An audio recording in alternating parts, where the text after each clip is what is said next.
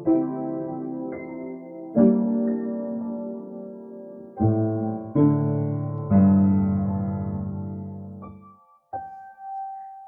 hello, and welcome back to With a Card Up His Sleeve, What Could He Achieve? By The Earth, the Wind, the Flame. Chapter 9 POV Batman, aka The Dark Knight. The night was cold, Gotham cold, the kind that crept into calver and bone and made even the most vigilant mind drift. But Bruce's never did, not anymore. They moved silently across the rooftops, Batman and Robin, Robin a flash of green and gold and vengeance beside him, katana shedded at his side. They landed behind a warehouse in the Diamond District, just in time to interrupt a robbery in progress. 3 men, masked, armed, Robin was on them before Bruce could even give the signal. The katana flashed. Once, non-lethal, Bruce nodded with some internal approval. And then the robbers were unconscious, tied neatly for GCPD. Robin moved like smoke and water. Low, sharp, efficient and fluid. Damien reminded him so much of the first Robin. But with the amount of time they both spent together, training and otherwise, it was to be expected. He watched it all with half his attention. Batman had won, sure, but Bruce was still losing. Losing to a trick a random dealer had performed. The alleys of Park Row stank of blood, burned rubber, and stale liquor. But underneath it, Bruce could smell something else, something wrong. And not in the way that meant Scarecrow had a new pet project in the air. Robin, he grunted, check his pockets. Damien rolled his eyes and obeyed, pulling out a cheap burner phone and a rolled-up bill stained with powdery residue. Nothing useful, the boy said. What did you find? Red Hood's mechanical voice sounded through the comms. Nothing of importance, Peterson. Just some lowlife doing pharmaceuticals. Names and comms, Robin. Oracle, I mainly call him Peter. There's no actual relation to any secret identity. It's just one of his various aliases. Was it pink? Cassandra asked. What? The suspects are fine. They had no heavy bruising prior to fight, and no elevated blood pressure to consider their skin looking pink. He replied, confused. B. Batman, the greatest detective in the entire world. She didn't mean the suspects. She meant the drugs. There was a bottle shipment for Black Mask, remember?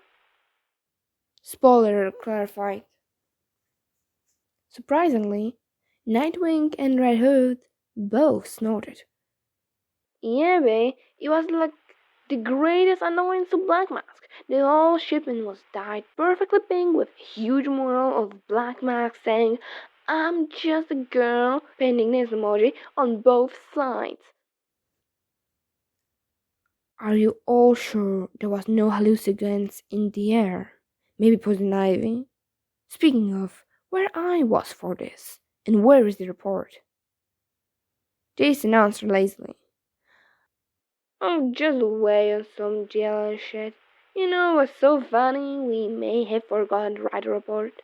They distributed it calling the fairy dust from the Black Mask himself. Stained the fingers too, so it was easy to see. Sure, why not? Okay guys, let's stop glitching Batman and take a deep breath, B. Back to the case. Why did you apprehend some random dealers, that too, near Park Row? Oracle questioned. They were acting suspicious, practicing some B&E on a random warehouse. Are you on my turf, you bastard? Though it lacked any murderous inflection. Milton Fade, Carlos Strat, and Pixar Ward.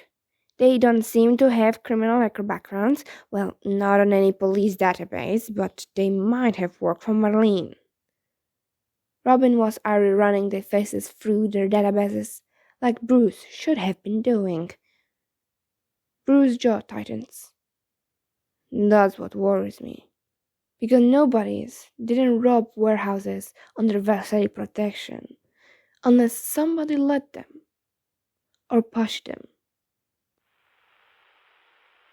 Oh, you're gonna love this, Barbara said. Oracle, report. Barbara's voice crackled through. I run a name of car dealer from the gala. The company's real, newly registered, clean taxes, but something's off. No prior contacts except to some random, probably non-existent functions for the high Gotham elite. And I know what you're going to ask, as if all the money families, before the Waynes. It had barely any digital footprints before a year ago. Some employees are shells.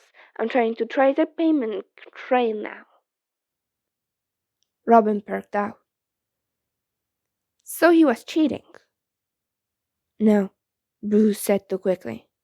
It wasn't a scam. It was controlled. He didn't favor himself. He favored others selectively. There was a pause on the line. Someone that careful doesn't leave traces, Oracle said. But this guy left a fake trail and then buried it under more layers than I've seen since the Riddler got born Norcom. I'm still digging. Bruce's thoughts were either moving. The dealer, the timing, the subtlety, the precision. None of it makes sense. But then nothing had since the Versailles pulled back. Emilio Versailles, old school Gotham Mafia with a penchant for blood oaths and Catholic gold, had retreated without warning. No succession, no signs of internal war, no territory shifting hands to Falcone or Marlene. Not officially. The vacuum should have caused chaos. For some reason, it hadn't. Any response from the dealer? He asked. I sent a contact request through the front office, Barbara said. Got blocked, though they do have a clause stating that dealer's identity remains anonymous for security reasons, which makes sense or whatever, but still. Bruce narrowed his eyes. Pull the metadata from the domain. Check if there's any overlap with Penguin old server farms. On it. A gruff came through the comms. Jason. B, you're gonna have to hear this. Spaulding and I were talking to some kids near the brothels. Real tough crowd. Couple of them said someone called Styria been keeping them safe. Food, shelter, hell, even patched some of them up after a bad hit. Ever heard of Styria? Language? Cassandra asked, silent as a whisper. Albanian? Dick said immediately. Why aren't so sure of that, Wing? Know who it is? Nope, Dick said cheerfully. Just the first thing that came to mind. Maybe we have Albanian refugees here. Who knows? Jason scoffed. You're not helping Goldie, as per usual. Ignoring Dick's squawk, he continued.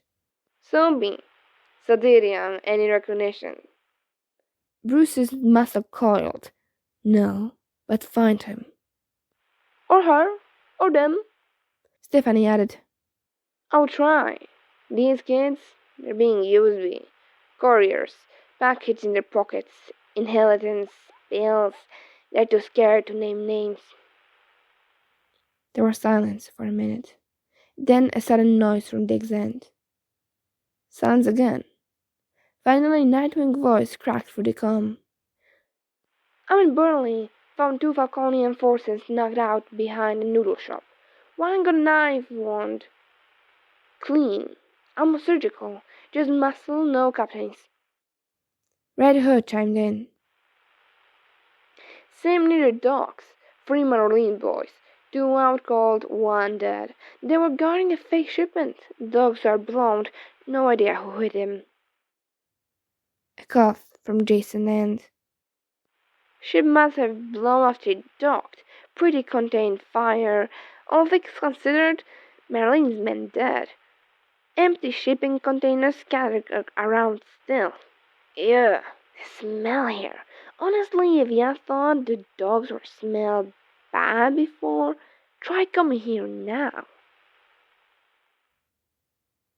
Bruce's breath coughed. That shipment was the one they tracked last week. Supposed to be a decoy. A test. Robin looked up at him. Was it us? No. Bruce muttered. Someone else. Then who? I don't know. And there was barely anything Batman hated more than not knowing. They regrouped later that night at the cave. A map of Gotham was already pinned to the wall, the surface layered with color tags and red string like an autopsy in progress. Dick, out of costume already, stood over it, arms crossed. The Marines are being picked apart. Falcone circling like a shark, their style holed up, and Black Mask is suspiciously quiet. We've been patrolling his turf less, Bruce muttered. We need to change that. Penguins cooperating, Oracle added dryly. For once, send over some low-tide dirt on marine shipments, said he wants to keep the peace. Right, Jason snorted. Because that's definitely what Scarborough were known for. Sarcasm clear in his voice. Damien rolled his eyes again. You're all ignoring the obvious. Someone is removing pawns from the board. They're targeting the infrastructure, not the leadership. Whoever it is, they're smart. Bruce nodded slowly. And they're leaving just enough evidence to be seen. He cleared his throat in case anyone muted the comms. Spawn and Red Hood visited the slums earlier. Street kids talked about a person called Soteria. He gave them food, blankets, sometimes thought of drunkards who came looking for them. No last name, no photo, Jason said before continuing. And there you go, butchering the pronunciation, old man. It's Soteria, not Soteria. Can you speak like 10 languages? Wait, Dick said, narrowing his eyes. The guy, gal, whatever, Soteria, they're protecting kids? Red Hood tossed down a file. And keeping them out of gang hands, apparently. I never met them, so can't really say anything. Bruce turned to the map again. Someone was playing the long game. Someone who knew exactly where to cut and when. Jason looked over again. You good, old man? You've been weird all night. I've been thinking about the card trick, Bruce said. Dick blinked. Seriously? We're planning mafia takedowns and you're worried about party magic? You heard what Oracle found about the casino. He let me shuffle. He let you shuffle. I stacked the deck in a way I know can be traced. Then he gets the card. Dick frowned. Maybe the guy doesn't know about HR corruption in his company.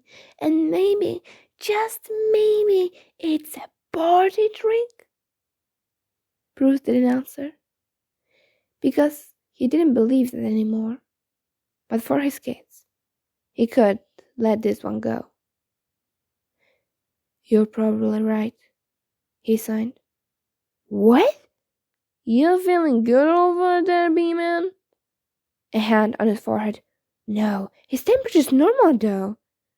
Very funny, he grunted. But we really need to focus on the case. Whoever it is, he said finally. They're inside Gotham already. They know on patterns. They're operating under our noses. Could be a new player, Damon muttered. Jason's voice was cold. Could be someone who used to be a player. They all fell silent. Bruce stared at the dealer's last known image on the monitor, blurry, mask, smiling. 5'9", approximately, clean suit, hands that never shook.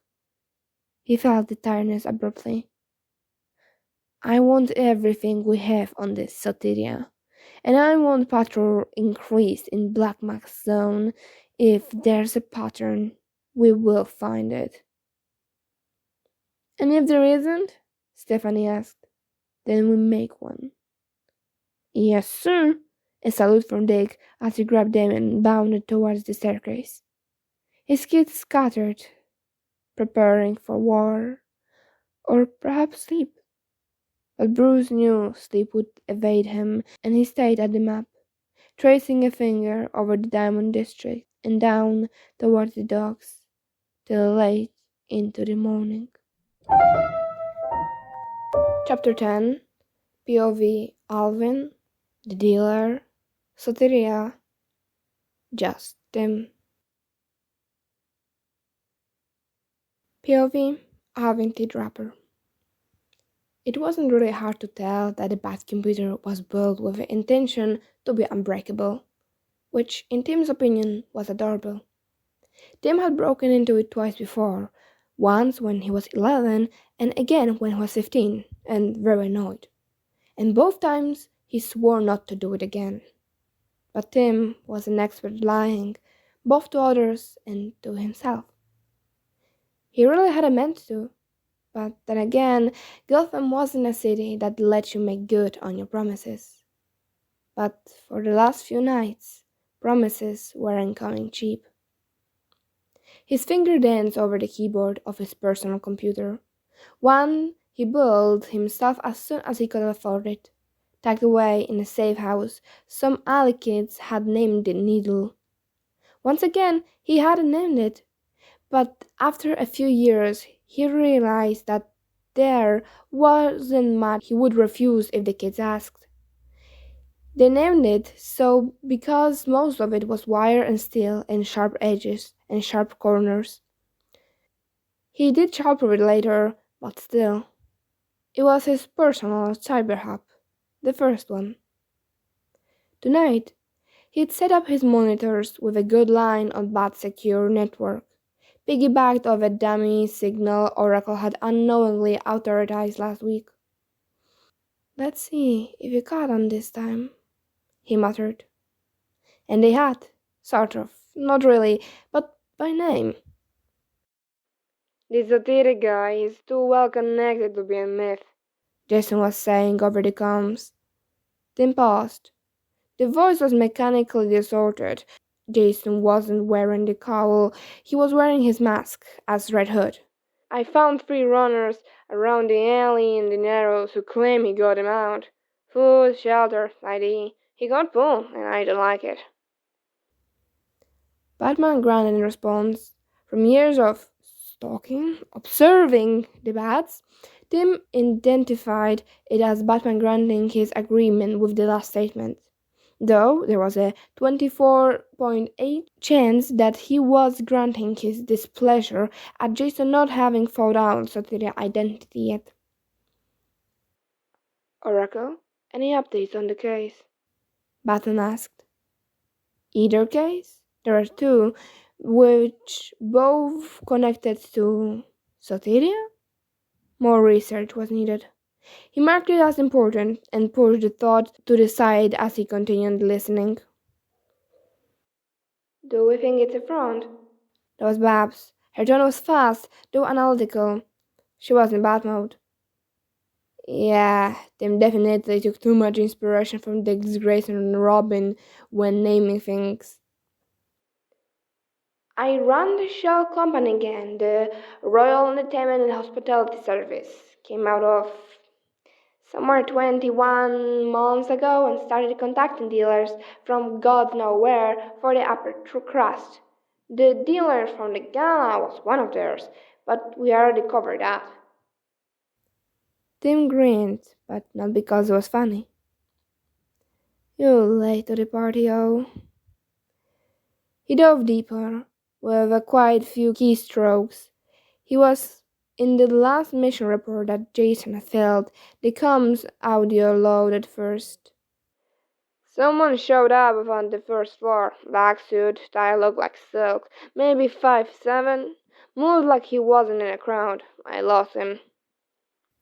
Tim clicked open the footage Jason had recorded from the cowl. It was grainy, but clear enough for Tim. Eliach, 5'7", sharp in his stacks, two decks of cards in his hand like they were extension of his bones. It should have made Tim feel better. Elian had done exactly what they planned. Run the table, move like a shadow, take the fall if anyone noticed. Instead, Tim's stomach curled. He shoved the feeling down. He knew it was bad, but really he didn't have a choice. So he compartmentalized it, filed it away under emotions for later. Hopefully never. Luckily, or unluckily, he saw a message for the new email he had created for the company. Oracle message was waiting for him. Mail to contact@realentertainment.co from Delphi359@gala.net. Subject: Dealer Inquiry. Hello, sir. This is Bruce Wayne hosting Team Head. For the Hallows Eve party, Mr. Wayne is interested in hiring a particular car dealer from the gala. We messaged you through the website, but got blocked by an unauthorized message stating that a question about dealer's identity gets flagged as fraud. I hope you understand the situation. How can I contact him directly? Regards, Delphi Kale, head of hosting, V Hotels. Tim exhaled. How had he missed this? The website hasn't alerted him, and neither had he checked the mail. He could cut himself some slack, though. He had other things to worry about. But this mail increased his unending respect for Barbara Gordon, Oracle, Delphi. The Oracle of Delphi. Kale, meaning fort in Turkish, Gordon, Gore meaning spenders, Don meaning fort. Perhaps Babs had too much time. Either way, Riddle had competition other than Tim now. He chuckled to himself as he cracked his knuckles and typed. From contact@realentertainment.co to Delphi 359@gala.net. Subject: Dealer Inquiry. Dear Delphi, we appreciate your interest, but all dealers remain anonymous to ensure privacy for all parties, particularly clients with recognizable names, and for the safety for all dealers. I will say it straight. Some of our employees help certain elite clients win games they shouldn't. You understand how sensitive that can be. Regards, Royal Entertainment and Hospitality Services. She responded in less than 5 minutes. Was she really getting mad? From Delphi 359@gala.net to contact@realentertainment.co. No subject. Is this way of admitting your staff cheated? Scratch that. She was definitely mad, but two could play this game. From contact@realentertainment.co to Delphi 359@gala.net. Subject: no subject. Is this way of admitting your employer lost? She left him on read. Oh well, he had more work to do anyway. POV, the dealer. Tim changed fast. A new suit, this one a red, so deep it looked like blood under the lights. His shoes were freshly polished, and his golden tie clip shone under the lights. A spritz of cologne, and he was ready to go. The Royale was humming when he finally walked in, poker and booze and greed and perfume.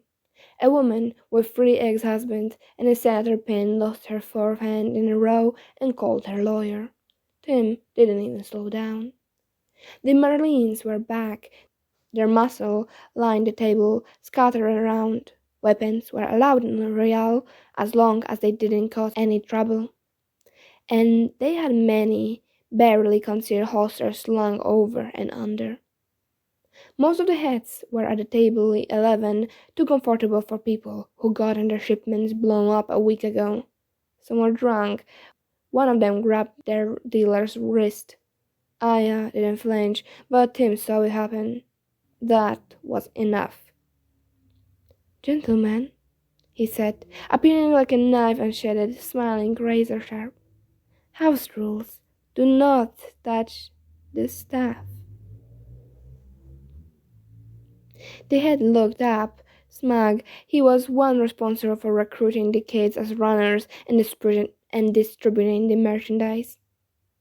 "We're customers. We can do what we want." Another one backed him up. "We're paying for the booze and this pretty lady. Why keep slots if you don't want your customers to enjoy?" He slurred. Tim could feel his anger taking over. A frost descending on his body, but he didn't want to control it. "You were customers," Colasi replied icily, and in a flash threw his knife at the man's leg. Silence. Clean. The man dropped without screaming, clutching at the wound. The rest of Marlene stood up, hands hovering at their waistbands. Colasi raised one brow. "Try it. Make my night." They didn't. "I'm not in mood for posturing," Colasi said softly, stepping over the man bleeding on his casino floor. "If you can't tell the difference between a gambling den and a turf war, you're not welcome here. And if you threaten the people under my protection again, I'll make the dogs look like a warning." The drunk ones looked ready for a fight, but the sober ones' eyes were sharp. They grabbed the drugaholics, and 2 bent down to get their stabbed friend. The Marines from all around the casino stood up and left without a word. Smart.